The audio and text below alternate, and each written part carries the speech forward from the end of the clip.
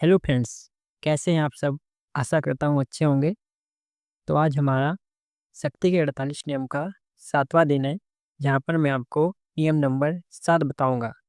जो नियम नंबर 7 है, मैं उसको बताने से पहले आपको एक छोटी-सी स्टोरी सुनाना चाहूँगा, जो नियम नंबर 7 पर ही बेस है। तो आइए स्टार्ट करते हैं। अंधी मुर्गी। एक मुर्गी की आँखों की रोशनी चली गई थी। अंधी होने के बावजूद वह बहुत मेहनत से भोजन की तलाश में ज़मीन खोदती रहती थी। इस मेहनती मूर्ख को क्या पैदा होना था? दूसरी तेज आंख वाली मुर्गी अपने कोमल पैरों की शक्ति को बचाकर रखती थी। वह हमेशा अंधी मुर्गी के पास ही रहती थी और उसकी मेहनत का फल चखती रहती थी। जब भी अंधी मुर्गी अनाज का दाना खोद कर निकालती थी, तो उसकी तेज आंख वाली सहेली उस दाने को खा जाती थी। तो दोस्त, आपको यह कहानी कैसी लगी? इसी पर आधारित हमारा आज का 7वां नियम है। तो जो 7वां नियम है, वह यह कहता है कि काम दूसरों से करवाएं, लेकिन श्रेय खुद लें। स्टार्ट करते हैं। विचार। अपने लक्ष्यों तक पहुंचने के लिए दूसरों की समझदारी, ज्ञान और मेहनत का इस्तेमाल करें। इस तरह से आप ना सिर्फ अपना बहुमूल्य समय और ऊर्जा बचाएंगे, बल्कि इससे अच्छी छवि भी बनेगी कि आप बहुत कार्यकुशल और तीव्र हैं। लोग आपको याद रखेंगे और आपके सहायक गुमनामी के अंधेरे में खोकर रह जाएंगे। दूसरों से जो काम करवा सकते हो, उसे खुद कभी ना करें। शक्ति की कुंजी। ताकत की दुनिया जंगल की दुनिया की तरह है। कुछ जानवर खुद शिकार करके जीते हैं, जबकि ज़्यादातर जानवर जैसे गीदड़, गिद्ध दूसरों के शिकार पर जीते हैं। बाद वाली श्रेणी के जानवरों में कल्पनाशीलता कम होती है और वे अक्सर शक्ति की जरूरत वाले काम को नहीं कर सकते हैं। वे जल्दी यह बात समझ लेते हैं कि अगर वे इंतज़ार करेंगे, तो उन्हें कोई ना कोई ऐसा जानवर मिल जाएगा जो उनके लिए शिकार कर देगा। नादान ना बने। इस समय जब आप किसी गधे की तरह काम कर रहे हैं, तो आपके ऊपर भी गिद्ध मंडरा रहे हैं और आपकी रचनात्मकता से फ़ायदा उठाने का तरीका सोच रहे हैं। इसके बारे में बेशिकायत करना व अबगूला होना बेकार है। बेहतर यह है कि आप खुद की रक्षा करें और इस खेल को निपुणता से खेलें। शक्ति का आधार स्थापित करने के बाद आप गिद्ध बन जाएं। इस नीति पर चलने से बहुत सा समय और मेहनत बच जाएगी। कलाकार पीटर पॉल ल्यूबेंस के करियर के उत्तरार्ध में उनकी पेंटिंग्स की मांग बहुत बढ़ गई थी। उन्होंने एक सिस्टम बना लिया। वे अपने बड़े स्टूडियो में दर्जनों अच्छे पेंटर्स को नौकरी पर रखते थे। उनमें से एक कपड़े बनाने में माहिर था, तो दूसरे पृष्ठभूमि बनाने में, और इसी तरह बाकी क्षेत्रों के विशेषज्ञ भी थे। उनके इस स्टूडियो में एक साथ बहुत से चित्रों पर काम चलता था।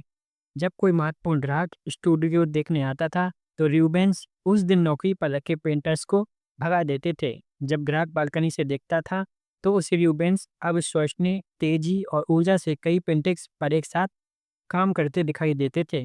ग्राहक हैरान रह जाता था कि यह व्यक्ति कितना असाधारण है, जो इतने कम समय में इतने सारे मास्टरपीस पेंट कर सकता है।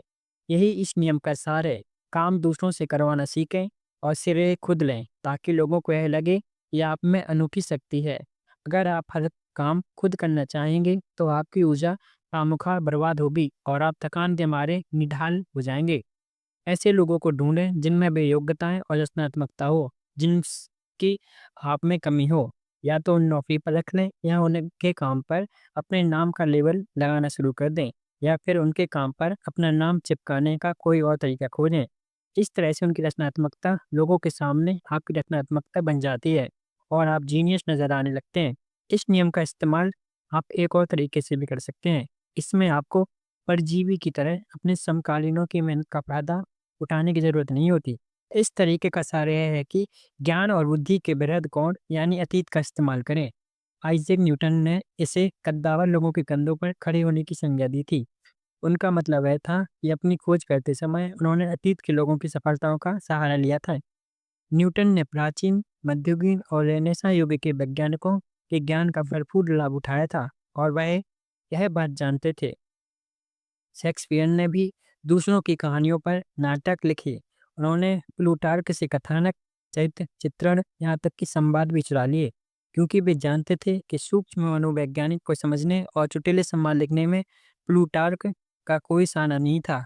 बाद के कितने सारे लेखकों ने शेक्सपियर से सीखा या चुराया है। चाहे वे रणनीति के प्राचीन महारथी हों, मानवीय मूर्खता के इतिहासकार हों या मानवीय चरित्र की गहराइयों में डूबे लेखक हों, सभी का ज्ञान धूल खा रहा है। यह ज्ञान इंतजार कर रहा है कि आप आएँ और उनके कंधों पर खड़े हो जाएँ। उनका वाक् कौशल आपका वाक् कौशल बन सकता है। उनकी निपुणता आपकी निपुणता बन सकती है और वे सभी कब्र से उठकर कभी लोगों को यह बताने नहीं आएँगे कि आपने उनका ज्ञान चुराया है। आपके पास 2 रास्ते हैं, या तो मौलिक काम करने की कोशिश में ज़िंदगी भर मेहनत करें, लगातार गलतियाँ करें और अपना समय और ऊर्जा बर्बाद करें, या फिर अतीत की सेनाओं का इस्तेमाल करके किला फ़तह कर लें। जैसे बिस्मार्क ने एक बार कहा था, मूर्ख कहते हैं कि वे अपने अनुभव से सीखते हैं। मैं दूसरों के अनुभव से लाभ उठाना पसंद करता हूँ। तस्वीर, गिद्ध।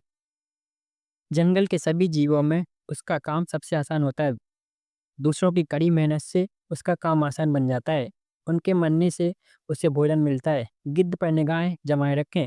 जब दूसरों की कड़ी मेहनत करते हैं तो वह उनके ऊपर मंडराता रहता है और उसे बुरा न माने बल्कि उसके साथ जुड़ जाएँ। विशेषज्ञ की राय। इस छोटे से जीवन में सीखने को बहुत कुछ है और ज्ञान के बिना जिंदगी अर्थहीन है। इसलिए सबसे ज्ञान हासिल करना ये उत्कृष्ट तकनीक है। दूसरों की जीत और मेहनत के बल पर आप महानता की प्रतिष्ठा हासिल करना सीखें। धन्यवाद फ्रेंड्स। अगर आपको मेरा यह वीडियो पसंद आया तो प्लीज़ मेरे चैनल को लाइक, शेयर और सब्सक्राइब कीजिए। आपका दिन शुभ हो। बाय।